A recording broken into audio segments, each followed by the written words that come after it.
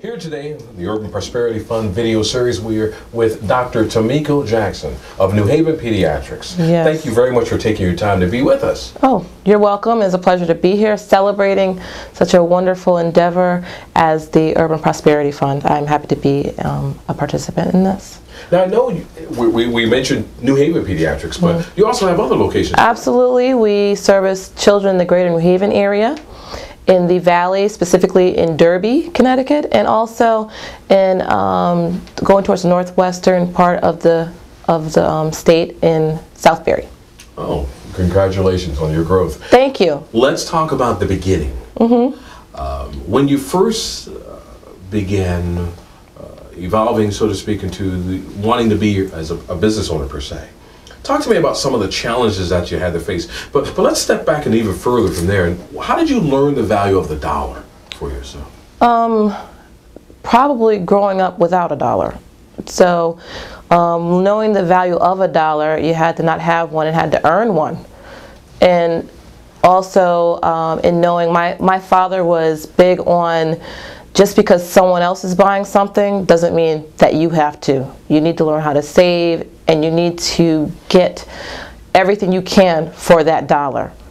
So buying the most expensive thing, is that the best way to spend your dollar? Or shopping and comparing and finding quality, is that the best way to spend your dollar? So I learned the value of a dollar growing up with the dad that I had. So this type of thought process was obviously integral to your family, but talk to me a little bit about the community that you grew up in. Okay. What was it like back then? I grew up in New Haven, in the Fairhaven section of New Haven, in a community with hard-working parents all over, taking care of their families. You know, if you want to say blue collar, I guess we're blue collar. Although both my parents have degrees, we, you know, as minorities growing up, as minorities bring up a family, you still were in the, how can I say, you still were struggling. It didn't matter that you had a degree. It didn't matter that you were an accountant, or it didn't matter that you were a registered nurse. You still were struggling to an extent economically to bring your family to a point. I think what empowered me was the drive, knowing that I had to break through the ceiling that was presented to me. And I don't think I was supposed to be able to see the ceiling, because most ceilings are invisible and there are things that are done to keep you under that ceiling. But it's always been, I've always been one to want to do better than I did yesterday. And when you look back at New Haven, the community itself, did you consider that to be a prosperous community, a land of opportunity for yourself? And do you consider it today to be the same type of opportunity? Yes. New Haven is, for me, a wonderful city to not only do business in, but to live in. I live in New Haven. I work in New Haven. And New Haven itself represents, for a pediatrician, and someone such as myself growing up in New Haven, all my friends are still here, people that I grew up with, they have families. And you know, if you treat people with respect, with dignity, and you start a business, reputation is what brings business to you. Integrity is what brings business to you. So if people trust you, if they trust you socially, then they're more apt to give you a chance professionally.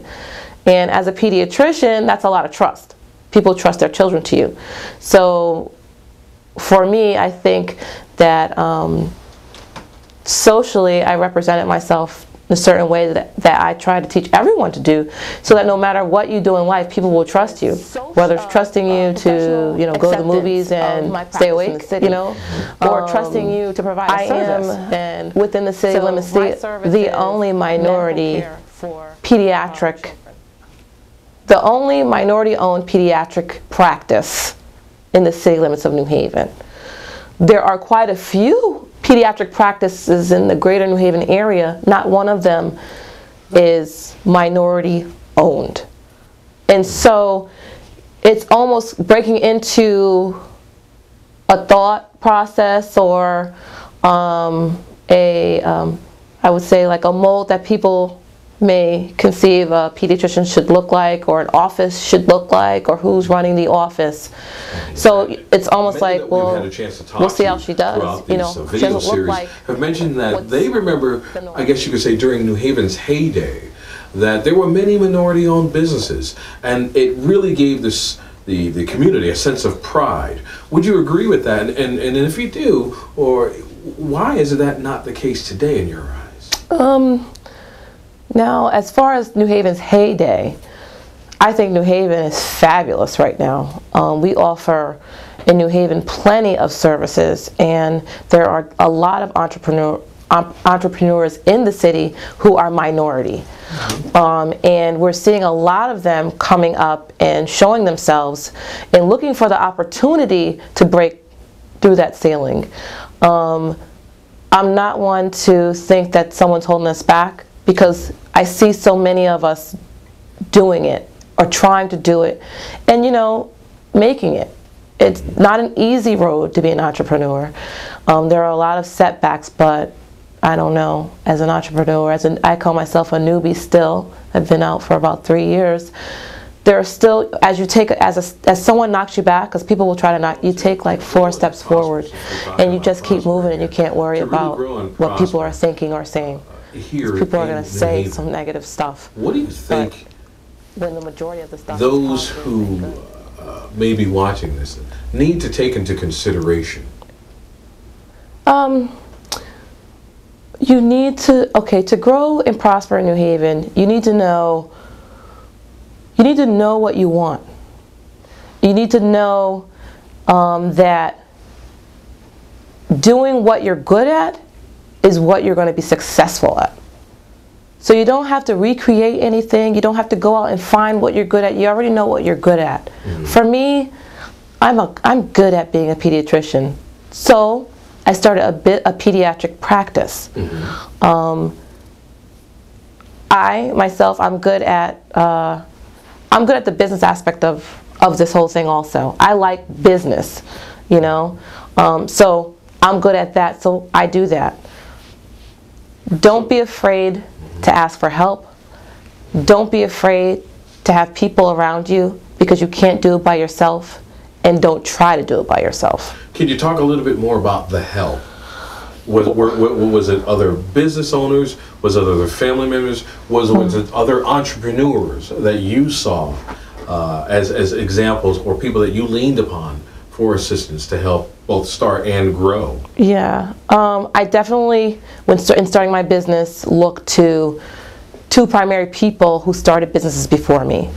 There was another pediatrician who's still practicing, who I went to and talked to her about how she did it, how she went on her own, and another local businessman who I definitely look to even today as to, well, how do you do this? What do you do this? How do you approach this? You know, I got all my referrals for help inspire you, and that you still call on today to help you to grow. Have you had a chance to date to maybe help inspire someone else?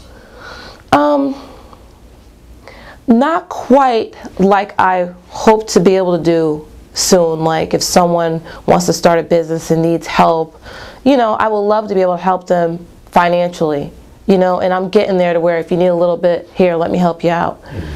One day, that's what I want to do, because that's what was done for me. Okay.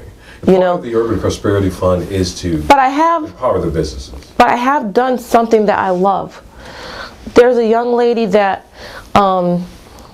she went to Yale, and she finished Yale, then she went to medical school in the Caribbean.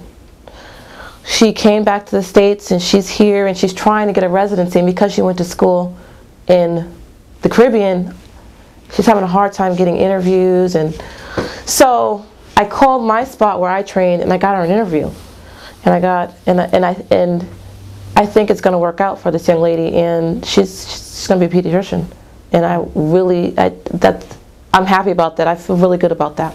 So I feel really good about that.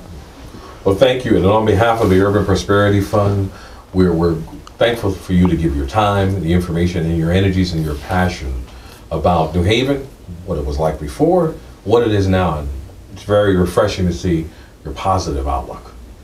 Thank you. And thank you for the Urban Prosperity Fund. Thank you. Okay.